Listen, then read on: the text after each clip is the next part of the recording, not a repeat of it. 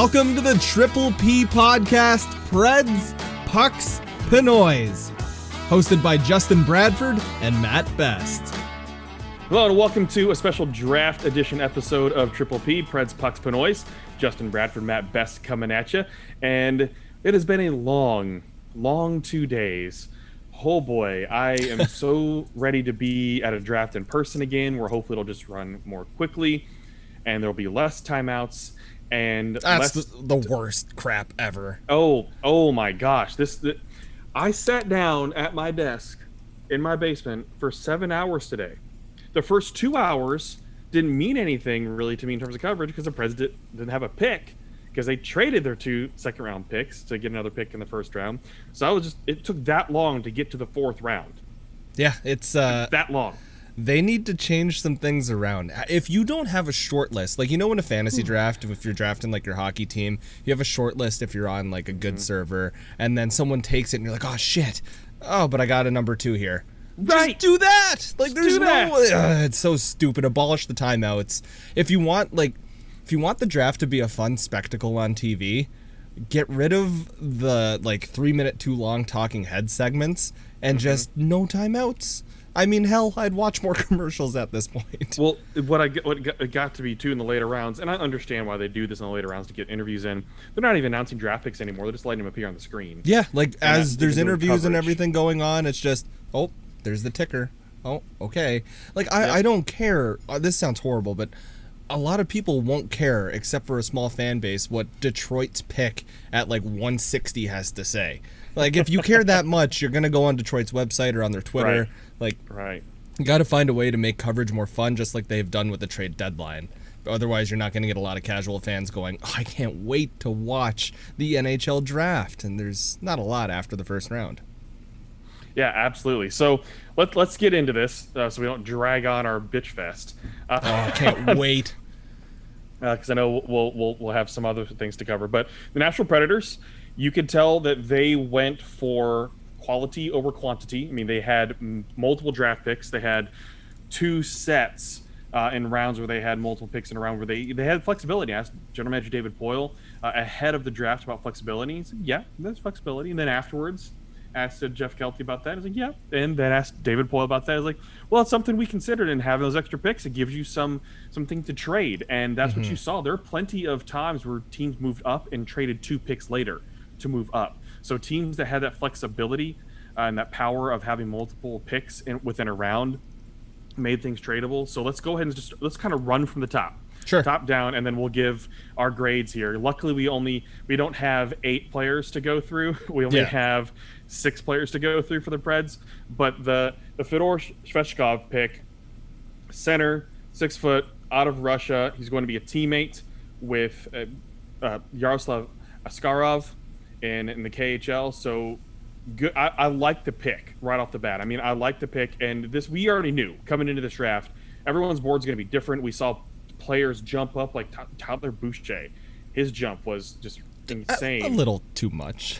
Yeah, I mean, there were some interesting jumps, some interesting falls as well here. I think this was one of those things the Predators seemed excited to get him where they did because he was ranked multiple places. I mean, let's go. Elite Prospects had him at 13, but then you have McKean's had him at 30, whereas TSN Craig Button had it at number 6. I mean, it was all over the board.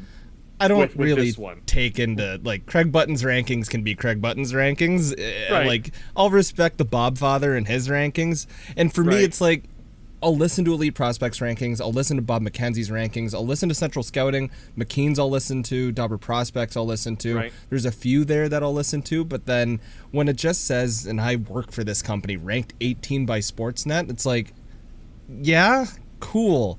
There's not a huge head scout at Sportsnet. I mean, Sammy Cosentino did a fantastic job during the whole panel experience. He was one of the bright spots of this draft. But just keep your rankings in check is all I can really say. If you see that someone ranks them 9, but the average is 22, more likely that the player is slated out to be 22. Well, and especially in this draft where there wasn't much opportunity to see players. This is the draft, folks, where I think in 3-4 years we look back at this. There's going to be guys from the 4th and 5th round, probably more than normal, that make it to the show, because they did, especially guys from the O. I I mean, I think there's gonna be plenty of guys from the O, because the O really fell in terms of the first round.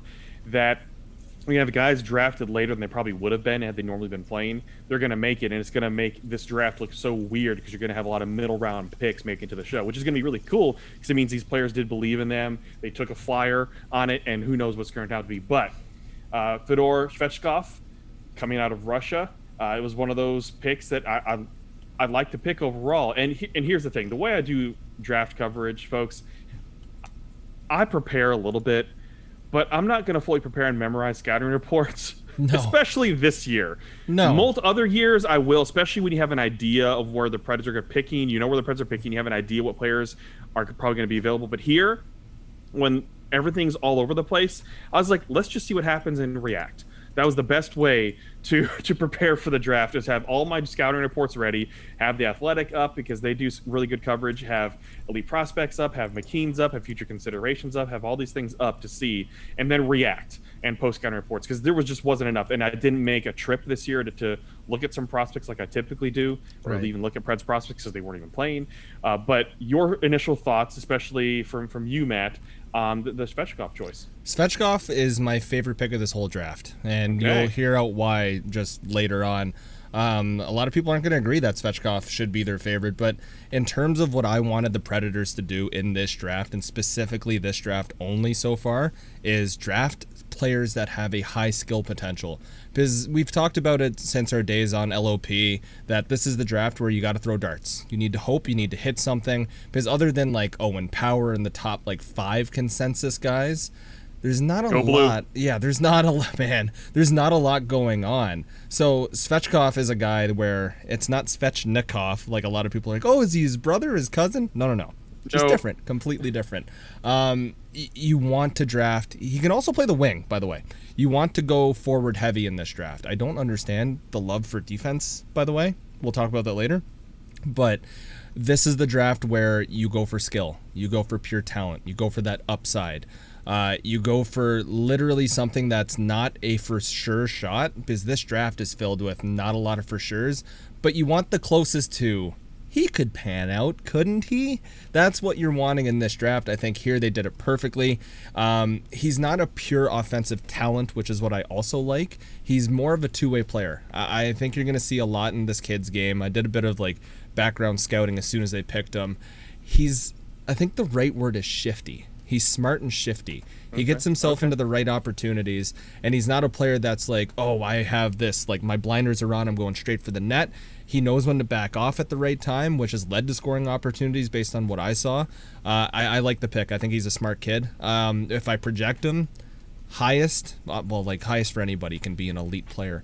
But my realistic projection for him is second line center, and a good one at 100%. That. Nothing crazy. Like he could be a Granlund kind of guy. He just knows how to go into the right spots. I'd like to see him put on an extra, 15-ish pounds, 20 pounds over the next couple of years, right? And grow another couple inches. A growth spurt would do this kid wonders. I think he'll be a good second-line center. At worst, a third-line center. Yeah, and the thing, too, especially when you're picking at 19 overall and in a weaker draft, having a guy that's a solid middle six center, that's not a bad thing. That is definitely not that's what you want. So some of the reports here regarding from Elite Prospects with Svechkov, built for tough matchups, taking critical faceoffs late in games. Yeah. And I mean, that's having a good center that is reliable with a hockey IQ that can handle that, and a good mentality to handle tough situations late in games. Yeah, you need that. And then also more from Elite Prospects on Svechkov. This is great though. Art Ross trophies won't line the walls of the Svechkov estate when he hangs at the skates, but he'll bring more than enough offense to hang in an NHL middle six. That seems like the floor for a player this sharp. Yeah, I'm super okay with drafting a player like this, because it's not that I'm saying that I wanted the Preds to go out and draft guys that are only purely offensive, because the Preds are hungry for offense, but at the same time, a guy like this in the playoffs, a guy that can win face-offs, a guy that is smart and can be out there in late game scenarios, those are the kinds of players you want to have in your system during their prime years, instead of having to sign them to ludicrous contracts. I'm okay with this pack. I'm okay with this. I'll grade this one based on what was available. Honestly, an A-. I'd like this one. Yeah, I'd definitely give it an A. somewhere in the A. And lastly, on Svechkov, I asked him if he had modeled his game after any current NHL players or if he can compare himself to any current players. And the dude dropped like a truth bomb and he's like, no, I want to be myself. I like that. That's badass. That's confident. Yeah, that is confident. That is badass. Nothing else. Okay, move to the next one. And this is Zachary Lahoux. Oh. People are saying Leroux. I fully assume it's actually supposed to be that French H, right? 100%. Okay, Lahoux. Yeah. And I'm like, okay, I could do that. I put Lahoux. Okay. Yeah, it's like you have a bit of phlegm in your mouth as soon as you say it. So this pick, the Nashville Predators traded their 2 seconds to get Zachary Lahoux at 27 overall. Hold on. I hear your sign. Pause for a second. Let me get through this. To get him at 27 overall, he's been playing with the Halifax Mooseheads of the Q. This kid, he's 5'11", 196 pounds is what he's listed at. He was, again, ranked by Elite Prospects at 27. Future considerations have him at 45. McKean's had him at 31. ISS had him at 28. So I think on average, when you look at a lot of these things, he was taken around the spot he was probably estimated to go, somewhere in the late 20s, early 30s. And the Predators obviously traded up because they felt like he might go, and this is one of the guys they had rated pretty high. And when I asked about this too, they said they had Lou near Svechkov, just below Svechkov in terms of the priority. And so when they saw the opportunity to take him, they decided to pull the trigger and make that trade. Now, why Matt is signed, a lot of you have already seen. The kid plays in the gray area a lot. He plays with a tremendous edge. He's had some attitude things on the ice. Nothing in terms of like how he acts within his team, but it's more about how he acts on the ice. Obviously, physical player, gets on the opponent's skin, acts like a rat. There's been tossed out things like of Tom Wilson, Brad Marchand, a Kachuk, things like that. Tom Wilson, he's not as big as Tom Wilson, so let's just take that one right off. But he mixes it up. He's been suspended for flipping off the fans. He has had a spitting incident. He's had secondary fights after primary fights. The scouting report on Elite Prospects says that much of Laroux's game is defined by his physicality. He's an enthusiastic hitter, one who's put more than his fair share of poor opponents into the boards or onto their asses. This is on Elite Prospects. I love that. I saw that too. Yeah, that was great. He'll get under his opponent's skin after the whistles. He'll fight. He'll mix it up. His problem-solving ability through secondary and tertiary defensive variables let him make plays where others would struggle to retain possession. So, before I hand it over to you, Matt, for this, because I know you have plenty to say, there's the type of player that if the Predators can get it under control and evaluate him and develop him to mature while still playing with that edge, but a safe edge to where he's not a detriment to his team, there's the type of player the Predators want, that most teams want.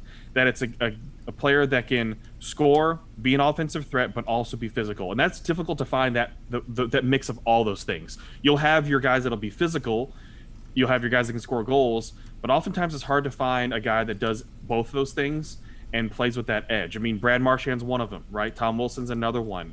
The Kachucks are the ones there.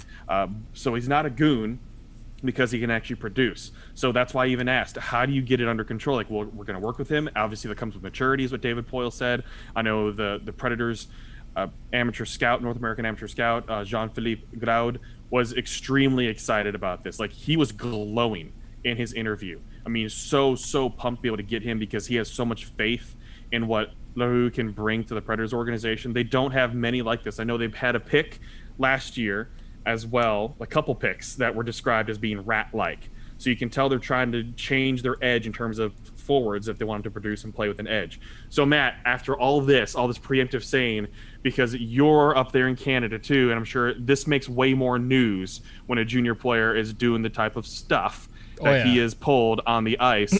Your reaction to this pick, and let's take it from a perspective of, should Predators fans be excited about this, and a perspective nationally hockey-wise of your professional opinion as a hockey analyst. So nationally wise, like when this guy got drafted, Hockey Canada itself, like not the organization, but Hockey Twitter up in Canada was like, oh, I remember this kid. Like, you don't forget things like that, the spitting, the flipping people off, and everyone goes, well, good Canadian kid. That's what he is. At the very, very most, and then that was it. That was the end of the discussion with Hockey Canada. There was no talk about his skill. There was no talk about his grit. It was just, that's what he's defined as right now in his career. That's okay. Honestly, that's fine. Whatever. In terms of pure skill and grit, his skill could be as high as a Wayne Simmons. I think that is his very, very highest, because Wayne Simmons early in his career played the same kind of role. Wayne Simmons last season with the Sioux Greyhounds, 36 points, 31 games. Like over a point per game kind of player. You go to Mr. LH here. I'm not going to do the French. I'm not feeling it today. 39 points in 33 games, over a point per game, playing that same gritty edge. So I think his comparison at the end of the day, if you want one, is Wayne Simmons. And I'm not huge on these comparisons, because I think like Svechkov said himself, you just want to be your own player. But that is like, if everything goes right in this kid's career, the same chances of me liking you winning the lottery. Here's why I don't like this pick. I think David Poile saw Tanner Jeannot and he was like, oh, I like Tanner Jeannot. He's like, oh, I'm going to protect Tanner Jeannot. And he's like, Tanner Jeannot was cheap. What else can I get that's cheap? Oh, this kid plays the same kind of game as Tanner Jeannot. I'm going to draft the clone of Tanner Jeannot right now. I don't understand it when you look at the rest of the board, and there was more of those high-skill players that were available. William Stromgren, some of the guys I like. Tuamala, and Pinelli. I love Pinelli. Pinelli was a guy that I had on my board that I wanted to go. He's a tall center who's going to grow into his weight. Should have gone in the first round. Those were the guys I wanted to see. Leroux's are a dime a dozen. And that's to me a phrase that we've used way too much now, but to me that's what he is. He's a guy that you can sign at 31 years old to fill this role. You're just going to get him now at 18 and hope and wish and pray. That's cool if you're drafting this guy in the 4th, 5th, or 6th round. The offense just isn't there for me. I know I said he was above a point per game, but transitioning that point per game and higher into the NHL is a completely different story, especially when you're kind of a nutcase and you're going to try and make yourself become that kind of player. You know who else was a nutcase in junior? Zach Kassian. Who? Oh, okay. And then Zach Kassian comes up, has a few tumultuous years, and then is finally now at this point in his career doing something. Yeah, that worked out well. But let me ask you a question then about this. Okay. You're saying all this. Why was he ranked so high by so many people? And when I say ranked high, that because he's projected to go late first, early second, right? Because he's a sure thing. Because what you see is what you get. That is fair. There is no incredibly high upside. There's no low floor. He's got an average floor. He will be an NHL player, but he's also going to be like a third liner or fourth liner. That's what you're drafting him to be. Nobody out here is getting fooled by David Poile thinking, hey, we're going to draft him to become a first line winger, first line center. That's not what it is. I just don't understand the idea of spending a first round pick and trading up to spend a first round pick to draft like a bolts and nuts kind of guy. I always relate it back to when I was bolts and nuts. Nuts and bolts? Yeah, I guess I could have said that. Why that bothers me. Sorry. Before I jumped into media, one of the last drafts that I remember growing up was the draft in which the Toronto Maple Leafs selected Freddie Gauthier. And they had him late in the first round, and everyone was like, this is a guy that's going to just win faceoffs, and he's high as a third line center. He'll be like your David Steckel kind of guy, fourth line center, solid defensively. Well, that's good and dandy, but why are you wasting a first round pick on that? And he panned out to be exactly that, and he's not even making a huge contribution on NHL teams anymore. The Leafs gave him every single chance to succeed. They gave him every first call-up was Freddie Gauthier, the GOAT. Fans liked him because he did his job. He won faceoffs. But he has zero offensive skill, zero offensive talent, and I'm just afraid that Leroux is going to be the same kind of guy, a guy that you can go dumpster diving for in free agency years later when you're trying to fix your team with puzzle pieces here and there instead of gambling on someone who could have been a lot better. This pick to me, if you want to grade it on he can make an NHL impact first out of everyone else that got drafted, yes, he will. I think he'll be the first one up to the show. In terms of how big his impact will be, not that big. He's going to be fun to watch. He'll be very fun to watch, but there's not much there to like other than he hit hard. That is it. So the way that I see this is, and if anything, where I'll give Poile and company credit is that they know what they need to address, which is continuing to be more difficult to play against, and we saw that in multiple picks. Yeah, we saw that in the way they traded in terms of getting Phil Myers as well to go on the right instead of Ryan Ellis because they got pushed around. We're seeing at least them adjust, They're adjusting a little bit of the strategy with the types of players they're going after. And then later on, they took a guy a little bit smaller, but they're confident, and we'll talk about this, they're confident that his skill set will outlast the small size I love small picks. Yeah, and it's good and you got to take a risk sometimes as well. So I'll say this, that while probably not worth a first round, yes, but this is the year though where if you're going to take a flyer on a kid, yeah, I mean, this would be the year to try to risk it. Yeah, and we've talked about this ad nauseum about how kind of piss poor this draft is. They drafted one of the most sure things in terms of not being a top tier talent and just being, you filled this role for the rest of your career. Yes. Yeah. Okay. Yeah. At least we know, like you said, you know what you're going to get. So at least if you're spending a first round pick, it's better to do that than something than you're risking a possible tank. Yeah. Out of a pick. So that's why I'll say at least you know what you're going to get out of this, and it probably will make the show sometime and be entertaining and be fun. And I will say, boy, oh boy, wherever he was doing his interview, his family in the back, it must have been all hardwood floors. It was echoing like crazy. It was difficult to hear. Oh my God. Like I couldn't even hear myself asking the question because it was so loud in my ears. And I heard somebody go, shh. And it got quiet for like 10 seconds, and it got back up again. I'm like, oh, alcohol's been being consumed here. Oh, of course. Draft parties are. Definitely a big party for his family. To a draft party, and like I'm not here trying to shit on the kid and his offensive skill and everything. Analysis. Like it's That's just, what people want. It's just this is what I see in him, and like I said, out of everyone the Preds drafted, he will be the first one of the NHL out of all these guys, because he's the most close to being refined. Hey, we see it all the time. People appreciate us because we're not sugarcoating. We are giving our full opinions. Yeah. That's it. So, but it's opinions supported by facts that we see, and supported by actual data, or supported by things that we know, and not just flying off an opinion. So, yeah. All right, moving on. Third round felt like it took for frickin' ever to get to pick 72 for the Nashville Predators. Holy crap! So this is another one that moving around and everything. The Predators get to Anton Olsen. So 6 feet, defenseman, left-handed. He has been obviously overseas, been playing in Sweden. He's been playing with Malmo, and also playing in World Juniors as well.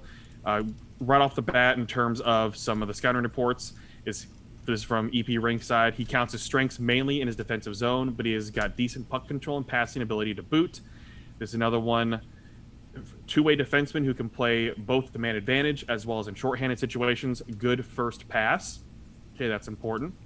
Then here's another one from Elite Prospects. He scans the ice, identifies threats ahead of time, and cuts their path to the net, often quite abruptly, laying the odd hit and battling for every inch of space around the net and on the boards. And then from Corey Pronman of The Athletic, Olsen played all season up with men where he held his own, so that's a good sign right there. Liked him versus juniors at the Swedish J20 level, and a solid U18 Worlds too. Olsen is a strong skater, and his skating combined with his puck skills make him very dangerous off the rush. He can execute puck handling displays despite not being a big point producer, which we definitely know that. In a sentence, Olsen projects to play NHL games but may lack enough puck moving instincts to stick as a full-time player. So what we're looking at is a third pairing defenseman, probably as a ceiling. Most likely an extra or a top pairing defenseman in the AHL. Again, in this draft, getting a third pairing defenseman in the third round, not a bad thing. He's a project to me because, like one of the scouting reports said, he played in a league with men. And you know what that league's not going to do? Give an 18-year-old a ton of ice time. So what you're seeing is very limited. Teams are going to try and take advantage of him playing limited minutes and match up the top lines against him. So I'm not saying the scouting reports are skewed. I'm saying just watch him and don't care about the points right now. I truly don't think he'll ever put up many points in the NHL. But I do think his ceiling is a little higher than that of a third pairing defenseman or an extra. I think he's a poor man's Larson. Just because Larson's made his career now at this point by being a defensive guy. He's a good skater. Olsen, that is. Olsen's a good skater. He's very good at defense from what I saw. His offense is just unknown to me. I won't say it's good. I won't say it's bad. But what I'm leaning more towards right now is that it's probably not going to be great. He's not going to score you, I think, any more than 15 to 20 points a season. And even then, you're kind of happy and lucky about that. But I think he's a good guy to have to protect your Victor Hedmans of the world, to protect your Cale Makars, to protect your guys that want to go up and join the rush, but need someone to stay at home and can get back in a hurry. His skating will let him get back in a hurry, but he's never going to be a guy that you want to throw it on your top power play or even your second pairing. He's a guy that you'll put out there on your penalty kill. He's a guy that you'll put out there towards the end of the game if he can match his potential and what I see in this kid. I think he'll be all right. Very highest, middle pairing defenseman. Absolute lowest right now, extra. Just like a career AHLer kind of guy. Yeah. And again, I'll say this too. Prodman also had one of Nashville's needs was defenseman. Granted, maybe isn't the draft to do it, but they need him in the system. You look at Nashville's system right now; they don't have a plethora of defensemen. You need to have a lot. They're still rebuilding the pipeline from trading so much away years ago to make the runs. It takes a long time to rebuild a pipeline. Not saying the Predators are in rebuild mode; they're still in retool mode. But to rebuild that pipeline, to make sure you have to keep drafting them. So I liked how they did 3 defensemen, 3 forwards. It's a nice balance in this draft. But I did ask Anton Olsen, who he kind of likens his game after, and he likened it to Jake Muzzin. Yeah, I like that comparison. I think that's everyone his personal one. It's his personal pick. I think everyone should strive to be a Jake Muzzin because he's a good two-way defenseman. He can lay the body, just gets hurt way too damn much. And he can play a bit of offense, and he's your perfect middle pairing kind of guy. That's a good thing to strive for. I'm okay with people saying he wants to be that. If he said he wants to be Victor Hedman, I'd laugh at him, which is kind of rude. But I mean, middle defenseman, middle pairing defenseman, I'm okay with that. This was a... I didn't grade the last pick. Last pick gets a D. This pick gets gets a B. This one gets a B from me. Okay, and I'll put the Lahoud one. I'll put that at a C+. Okay, so we're not too far off. Not too far off. I put that at C+ only because, like you said, you know what you're gonna get. Yep. Out of there. All right, moving along. It continued to take forever, it seems, to get to these picks. But the Predators in round 4 had 2 picks. So 115 overall, Ryan Ufko, another defenseman, Chicago Steel, USHL. This is one of those picks that I think people are most excited about because they feel like it's a steal of what they got out of Ufko. And what was funny, too, is they were trying to get Ufko for media availability, but he was about to hit the ice at the World Junior Summer Showcase in Michigan. So also good to know, too, that he is at least talented enough to be getting recognized to be able to participate in the World Junior Summer Showcase with Team USA. He's also one of these guys that is at a great powerhouse of development, which is the Chicago Steel. Ufko picked 115 overall, but when you look at the different rankings, big difference. So the Predators really felt like they got, I don't want to say you'll call it a steal, but they felt like they got a player that they felt should have went way, way earlier. Yeah. And we're just happy that he was there. And it was the cliche, we're just surprised that he was still there. But the other rankings, future considerations had him at 69. Nice. McKean's had him at 65. Central Scouting for North American Skaters had him at 43. Dauber had him at 55. That's a huge difference in term. It's not like it's 10 or even 20. We're talking about 50 spots in some places here. Now, he's a little bit smaller. This is the one that's a little bit smaller, but they're very confident in terms of his skill to overcome that size. He's also a right-handed defenseman, and he's an American. You know, Boyle's got to get himself an American. But from EP, saying he anticipates puck movements, limits the dangerousness of opposing plays, shoulder checks and positions his stick in passing lanes, and even if he stands at 5'10", he is surprisingly sturdy, winning his share of battles on the walls. He laces deception in his feeds and occasionally manipulates high opposing defenders with feints. So I like the report on this, and especially too on TV when NHL Network is giving a little bit of extra time at this point in the draft. You know they're pointing this out for a reason. Because they feel like there's a little bit more to the picks as well. This is also from Corey Pronman of The Athletic. Ufko has an NHL caliber puck game, but the question will be whether a defenseman his size without top-end skating can get it done in the NHL, especially defensively. In a sentence, Ufko's hockey sense gives him a real chance to play in the NHL, but his skating and size will challenge him at higher levels. So I like it when it's very honest and not just all positive in a scouting report, but Pronman keeps it real like he typically does. So there's potential here, especially there's a kid that's probably going to want to prove himself as a smaller guy. He's on the right development track because he's also going to UMass, as well as he's going to play the college hockey route. So the Predators are keeping up their northeastern United States college hockey path of defensemen, it seems, through there. So, Matt, your reaction to this one? This is what I wanted to see. This is more of what I wanted to see earlier. Guys with higher ceilings being drafted. The thing with Ufko, like you said, is he can't really skate that well. But that can be fixed. You can teach an infant how to skate. You can teach a guy getting drafted in the NHL how to skate better. One example that I do want to bring up is a friend of mine, Brandon Montour, growing up in school. People always thought that, he was going to play in the NHL. Just how good could Montour be? He goes off, plays with San Diego Gulls, goes off and plays just every form of hockey and made a big emphasis on his skating and his shot. And he went from, he could make the NHL and be an okay player to, teams wanted him a few years ago. Teams still do want him. He'll be a coveted free agent this year. That's kind of where I see Ufko. Monty also is 6 feet tall. Don't let anyone tell you he's any taller. And close to 200 pounds. Ufko on his stat sheet here, 5'10", 181. He's going to grow another inch or two. He's going to gain that extra 20 pounds. He's that small defenseman that has to make damn sure he's average defensively and then can show something a little higher than average offensively, or he can be average offensively and show something a little higher than defensively. But if you want to be a good NHL defenseman, you gotta skate. I like this because it's more of a project pick and you can run him through every single development camp you can think of, send him to training camps, do whatever, spend money on the kid and just make him a better skater. I like this. You got to hope that there's a bit of luck in it, too, that he grows those extra couple inches, and he's not just going to sit there at 5'10", 5'11". I like it. This was one of my favorite picks. I would have liked to see the Preds actually hold on to their second-round picks and do more things like this. I think the asset management they executed what you and I talked about in terms of you have these extra picks, trade up. Mm-hmm. They did that part, but they kind of didn't pick the right players that we were specifically looking for. If I knew that they were going to manage their assets that way, I would have just said, okay, I'd like them to stand pat or help other teams leapfrog and gain future assets for the next draft. But, I mean, that's neither here nor there. This pick itself for me gets a B. It's a good B+.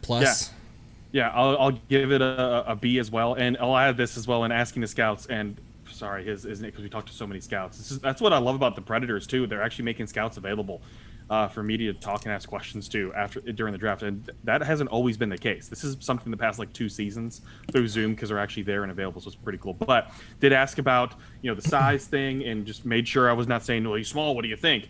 But the Predators even say too that, well, his dad's a little taller, so we're hoping there's an extra inch or two in there. They said that. That is one of the things that they actually took into consideration. They expect him to add an inch or two to his height because and that's huge. Looking at genetics. I mean, they're looking at genetics, Matt, for where he might actually slot in and how he's going to grow. Can we see your dad? What do you mean? How tall is your dad? Bring him in. Let's see him. All right, he's about 6'2", so you could be about 6 feet tall. I mean, look at me and you. How tall is your mom? Well, my mom is maybe 5'6". Right. No, 5'5". And how tall is your dad? My dad is 6 foot. And how tall are you? 6'1". See, you got lucky there. My mom's the same height as your mom. My dad's 5'11". I'm 6 feet tall. I also got lucky. You just need, like I said, Ufko to get a bit lucky there and grow those few inches. I think it's hilarious, though, that they were like, well, his dad's tall. Right. So moving on now, the Predators have their second fourth-round pick, and it is Jack Mateer. He is a defenseman, Ottawa 67s.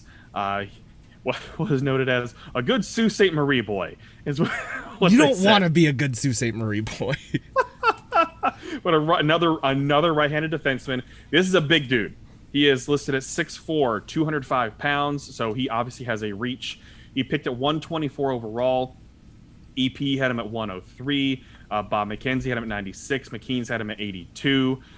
So the thing is, not every scouting service had him scouted as we start getting into the later rounds. But this is one of those things, one of those players that this is listed as a project.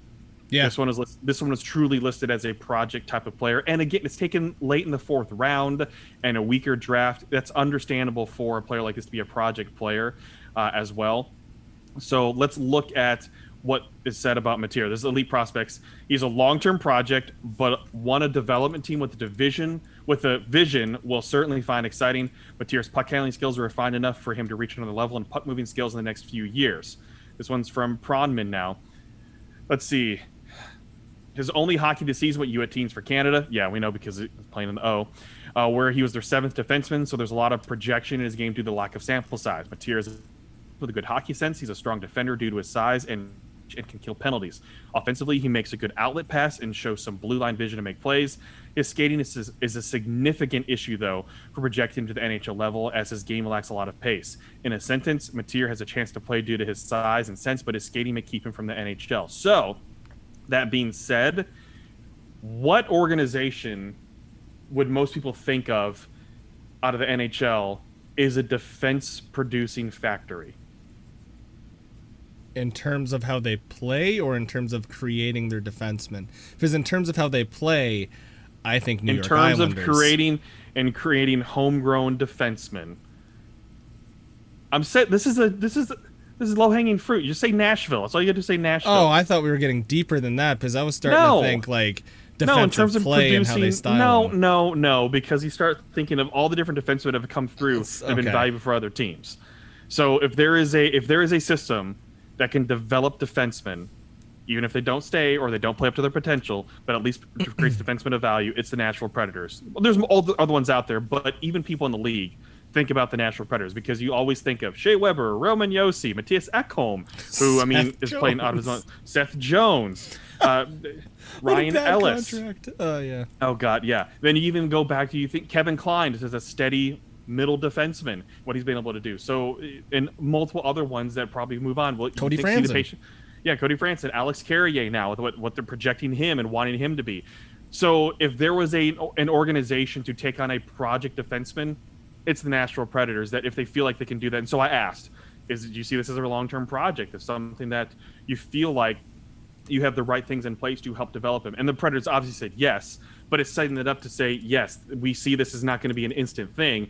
We can work with him. They feel like there's obviously enough there, just like what Prodman said, that he could be an NHL-style player because of his size, but if they can work on his skating and work on him as a project, yeah, potentially there. Matt? They need to just make sure they only focus on defense and just make him workable on offense. This kid will never play offense in the NHL. He is a big boy, and he will make the NHL purely due to his or defensive skills. You got to run with what you have. If you know you're this big hulking dude and you're going to grow a bit more, what is he, 6'4"? I think he's listed at? 6'4", 205 at 18. My God. I'd like to go watch him eat at a buffet at that age. That's just ridiculous. He will be a guy that, if everything pans out, could make a living in the NHL being a solid shutdown guy. I mean, you look around the NHL, and these are extreme examples, keep in mind. Who are other gigantic, big NHL dudes? One does color commentary for the Predators sometimes. Hal Gill. Oh, you're talking about Hal Gill. A monster. In a good way. Oh, yeah. In a good way. I'm not calling him an ugly monster or anything. Zdeno Chara, a monster. Tyler Myers, a monster. All these guys. You look at Colton Parayko. Yeah, monsters. He's a monster. All these guys a monster shot from the blue line, at least. Like, if you can develop him to have some sort of offensive flair, just the smallest bit, whether it's a slap shot that misses the net by 10 miles, but it's hard as hell, do it. Just do your best. They're going to have no problem turning him into a fantastic defensive defenseman.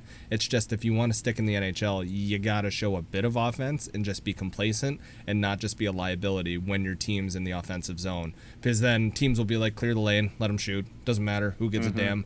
But if he has a shot, then it's a little different. The only reason that I will give him a higher grade than I really should is because he's a right-handed shot, and those are so hard to come by, especially ones that can play in the NHL. And I feel like if he just sticks to I can play defense, I can play defense, I can play defense, and worries a little about the offensive part, he'll have a quick path to the NHL as well. Not like super quick. Keep in mind he is a project, but I think he could really get there quicker than a lot of people think.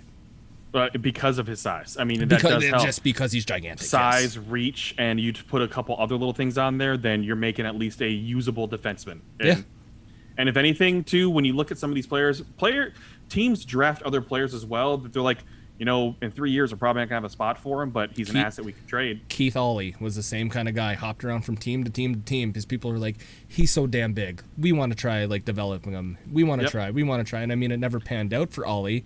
But he got paid. He got to try, and at the end of the day, It's just it didn't work out for him. We could see another Keith Ollie type player here. I mean, Ollie was a little bigger, but just develop one tiny ounce of offensive skill, right, and you'll have a better chance of sticking in the NHL. All right, last one. This took forever. I was able to make lunch during this. I might have taken a nap. I probably could have watched Endgame between these picks because between 124 and 179, Preds' final pick is they traded away the 5th round pick. Their final pick is in round 6. Thank God they didn't have a 7th because it kept going forever. 179, it was another forward, Simon Knack. He is from Switzerland, so he's one of the only 4 non-major European hockey producing countries that was taken. So yeah, I mean, 1 Germany, 1 Great Britain, 1 Swiss, or something like that. It was, very, very few Swiss players taken. So he's pretty excited to join an organization with Roman Josi.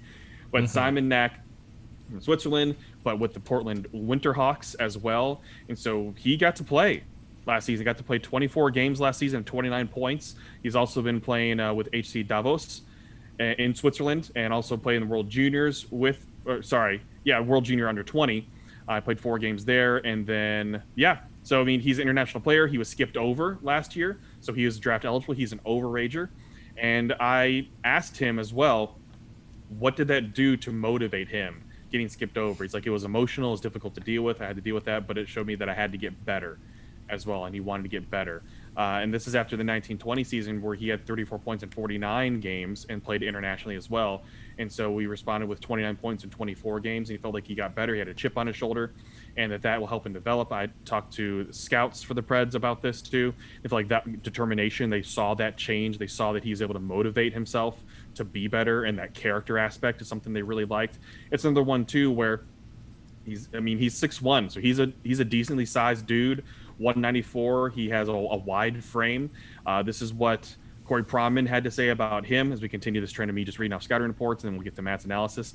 His game isn't that flashy, and he attacks in straight lines, but does so effectively. His skating is just okay, and that'll be his main challenge for the NHL with the way he plays. In a sentence, Knack has a chance at the NHL due to his work ethic and skill, but his skating may hold him back. That was noted also by the scouts that his work ethic is that character type of guy. And it's from elite prospects.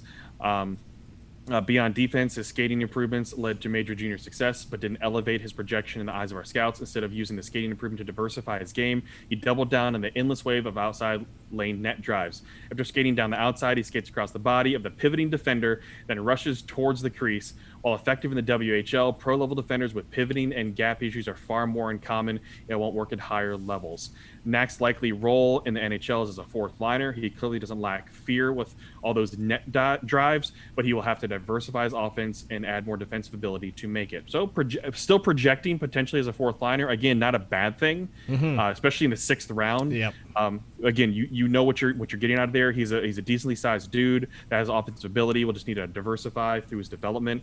Something the Predators can do, but as an overager as well, it's interesting to see how usually overagers react to finally being drafted and giving everything for the team. So again, the work ethic and what he'll put in to try to prove the doubters wrong that skipped over him so many times. I mean, look, 6 rounds of people still skipped over him as an overager. We saw Victor Arvidsson, the way he came out right off the bat, was able to produce as an overager, the way he was drafted too. So Matt, it feels like he just needs a kick in the ass in the right direction of, listen, if you want to make the NHL, this is what you have to do. What you did last year on your own kind of thing with your old coaching staff, that's not going to cut it in the NHL. I feel like if he goes to the Predators and plays with them and like actually gets to talk to the player development people in Nashville, and they go, hey, if you want an actual chance to be an impact player in the NHL, here's what you have to work on. It doesn't matter if you don't see the points in the WHL kind of thing. It doesn't matter.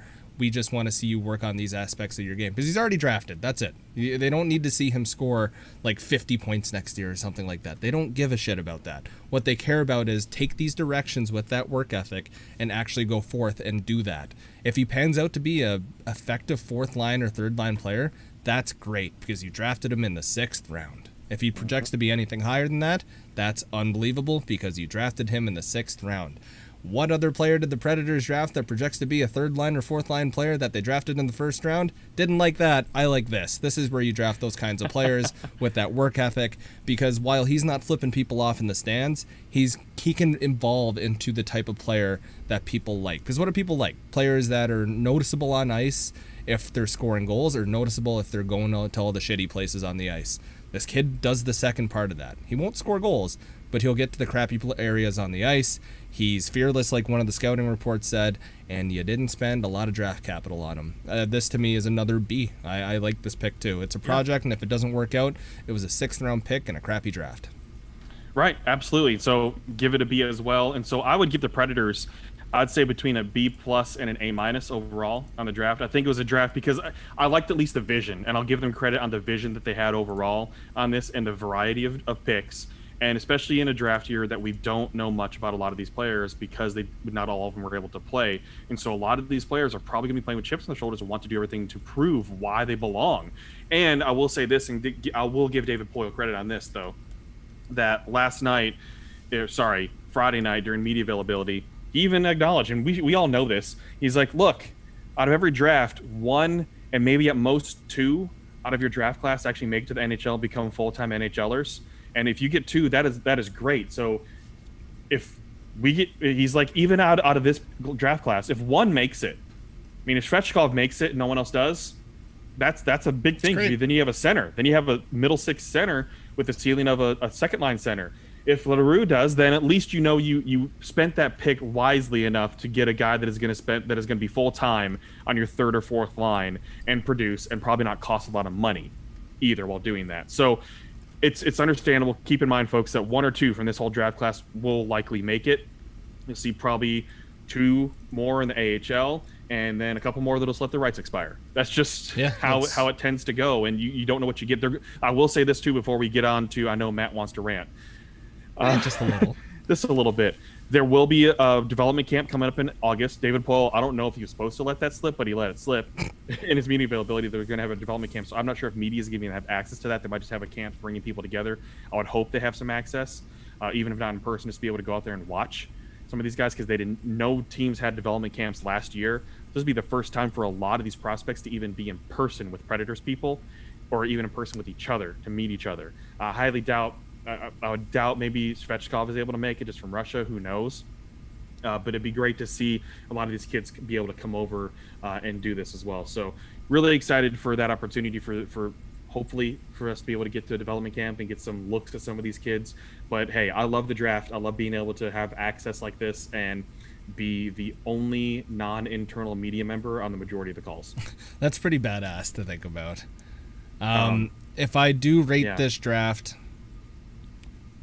there's a lot I liked. There's a lot I really didn't like, which brings me to a legitimate C, which feels like a cop-out. I like the high-end picks that they took. It does feel like a cop-out because you gave almost everyone an A or a B except for and then I tanked 1 with a D. And then, but even on averages, that would at least be a B-. It'd be like a C+-ish. Would it? It would. I gave everyone like straight B's, an A-, and then a hard D. Pfft, sorry. I didn't mean that. But I wish the draft went another direction in terms of keeping those 2nd-round picks and just throwing more darts. If they threw a few more darts on high upside guys, I would have liked it a lot more. It's just trading that draft capital to go up. They did the move we wanted, but they didn't draft the player that we would have liked to see. They draft, like, someone's got to draft him. Someone's got to draft the sure thing here, but it didn't need to be the Predators. They have a lot of those guys in the system. Other than that, Svechkov is my favorite pick. Ufko's my 2nd one, and to round it out, Olsen's my 3rd. Okay. And then DFL is Zach. Sorry, pal. Oh, boy. There's Matt giving his hard D+. I didn't mean that. Give it out to everybody. That's at Best of Matt. If you need some hard D+. Hard D+. Sounds like alcoholic drinks. Or Disney Plus. Or Disney Plus. Like there's C+ up here. Do you have C+ there? Nope. C+ is like this really shitty. You know what it is. It sounds like a coding language. C++, yeah. No, it's kind of gross. It's like this tangy, gross drink. Didn't really like it as a kid. Yeah. Okay. Anyways, so other stories through the draft and through trades associated with the draft, brothers and family. My God. Especially you talk about throwing darts, because a lot of evaluation was unique. I feel like teams were more willing to just be like, sure. Mm-hmm. And We'll make put you a happy. brother in the system. Yeah, we'll make you happy.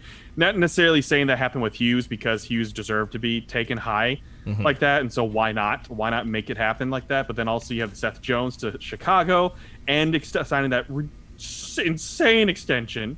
Cale Makar doesn't make as much money as Seth Jones. Stupid. Cale Makar's brother taken by the Avalanche. Right. Speaking of there, so plenty of themes of family. There were some other, like we said before, some big time jumps and big time falls. I know people had different people on their boards they would have liked to see the Predators take as well, but just got to see what turns out with the Predators. The other one is basically what closed out the first round of the draft that sent most people, and including multiple analysts, and major props to people like Arpon Basu, Emily Kaplan, for basically even Ken Campbell. He's been better when he's gone independent. He also wrote a stupid article, and he called the headline was like "troubled past" or something like that. Just say the darn phrase. Yes. So multiple people calling out what the Montreal Canadiens did in drafting Logan Mailloux, a kid who said, "Don't draft me," because of what he did in the past. And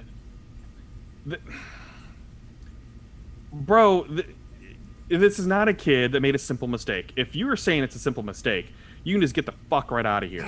Okay, you'll use our F-bomb. Okay. It's not a simple mistake. And no, he's not just a kid. You know right from wrong when you were this age. You know right from wrong. And you can apologize, you can learn from it, but just because you apologize and learn from it does not mean you deserve a career in the NHL. Nope. So, and if I'm not going to go into any more details in terms of what he did, because you can look that up and it comes with a trigger warning, please, when you're going to look that up. But Matt, I wanted to toss over to you because this is the topic I know you want to discuss, but that's my piece on it. I could go on even more too, but I know you had plenty to say. This was bullshit. The easiest way to say it is this was bullshit. What he did was horribly wrong. You know that at age 12, 13, 14, 15, 16, 17, 18. You know that as long as you're growing up, as long as you have a decent set of parents and a good crowd around you, you know what he did is completely and utterly messed up. Moving on from that, if you're the Montreal Canadiens and you go, oh, I need to draft this French Canadian. He said to himself that don't draft me, but I gotta. His skill's there. If you ever think for 1 second that I need to draft this player, but I need to prepare a press release, just maybe you don't draft the player and you leave him alone. Let the kid show that he's grown from it and learned from his mistakes, blah, blah, blah. He took a first step in going on and saying, don't draft me. And saying all that stuff is one thing, actually meaning it's another. And I don't want to dive into that. Honestly, I don't think he meant it. Watching his media availability today, the kid doesn't give a shit. He just read it verbatim, his sentence. He was he was looking down the whole time. That's a whole other rant for a whole different day. The optics that I want to talk about is what the absolute hell are you doing drafting this kid after I cheer for the Leafs. I started to like Montreal in the playoffs. I thought it was cool to root for them. This just put everything back into me to just go F the Habs. This was so stupid. I don't understand it. The one thing that you're supposed to do growing up if you have a chance to play in the NHL, and by age 13, 14 when you're growing up, if you have a legitimate chance, based on what level you're playing in, based on how well you're doing, and this is the fault of two groups here. One, him, dumbass, moron. Two, your parents. If your parents don't instill any kind of values into you, hey, don't do what he did. If you want to know what he did, go look it up. Like Justin said, we're not going to do that. Then you got shitty parents and you got a shitty set of morals. Your teammates are also bags of shit for laughing at it and letting you get away with it. I don't want to say ruin someone's life because they could turn their life around and have a great life kind of thing. But the fact of the matter is what the Habs did on a PR scale of things was just a pile of shit. When they released their statement, the first thing they brought up was that he was a promising hockey player. That's the first thing you bring up in a press release. And I'll read it here. The Canadiens have released the following statement after selecting defenseman Logan Mailloux 31st overall in the 2021 NHL draft on Friday night. By drafting prospect Logan Mailloux with the 31st overall pick, the Montreal Canadiens organization not only selected a promising hockey player. Like, that's, I don't give a shit that he's going to be a promising hockey player. He's a promising piece of shit is what he is, but based on the actions that he's done. But also a young man, and I'm reading again, who recently admitted to making a serious mistake. That's not a mistake. You don't mistakenly do that. It's not an accident. It's not a mistake. That's who you are at that age. At 18 years old, you are a piece of garbage for doing that. Now, years down, maybe let's say when he's 30 years old, he goes on, he can be a successful CEO somewhere. He could be a hockey scout. He could do all of these things because he learned when he was 18 years old that, yeah, shouldn't have done that. I effed up. I'm an idiot. But you're not going to know his remorse right now at 18 years old. I was doing dumb shit at 18. I wasn't doing that kind of dumb shit, but I was doing dumb things. And I look back on it, I'm like, yeah, I was kind of stupid. And it's not career tarnishing things or anything like that. And I get that a kid's a kid. Like, you're going to be a kid, you're going to do things like that. That doesn't apply here. That's not a kid being a kid. That's a human with very low morals being a human with very low morals. The fact that that ever crosses your mind of, I'm going to perform this action and then do this and not think about the consequences, you don't have a backbone, you don't have a spine, you don't have any sense of knowledge. You're just being pretty effing stupid. The Montreal Canadiens as a whole, as an organization, should be embarrassed. This isn't we're going to make him look good. We, the Montreal Canadiens way, are going to bring him into our system and just make him a better human being. It doesn't matter what team you are, what resources you have. You could tell someone to be good. You could tell someone to not be a serial killer. At the end of the day, if they want to do it, they're going to do it. At the end of the day, if they want to be a piece of shit, they're going to be a piece of shit. It's up to him deep down to figure it out and figure out if he's going to be a good functioning person in society, not even in the NHL, a person in society, before he can make that jump into the NHL. I thought initially, and I'll give credit where credit's due, when he pulled himself out of the draft, I was like, okay, that's an okay first step. I'm okay with that because that's actually action and not saying sorry. That's taking a consequence into your own hands. I'm cool with that. His bullshit phony apology, don't really give a shit for. His statement today, don't really care. Him pulling himself out of the draft, thought was okay. The biggest move that he could make now is to flat out decline to go to the Habs. That would be the only saving grace that could kind of put him back on track of maybe people will believe in him. Do I think this kid will ever make the NHL? 10% chance. Do I think he gets knocked out if he makes it? 90% chance. People don't forget about stuff like that. And I know hockey culture's broken, but that's just human culture being broken in what he did. I think you make a lot of fair points, Matt. You make a lot of fair points. And not to drag anything else on, folks, but want to know what you thought about the Predators draft picks. Let us know. Tweet us at JustMeBradford, at Best of Matt, at Triple P Podcast _ and make sure, if you haven't subscribed, make sure you subscribe, because I feel like we've been killing it with some coverage here of late and actually having stuff to talk to. Or we'll talk Marvel. I mean, there's plenty of things for us to discuss here. And free agency is right around the corner. We'll see what happens there. The Predators have cap space.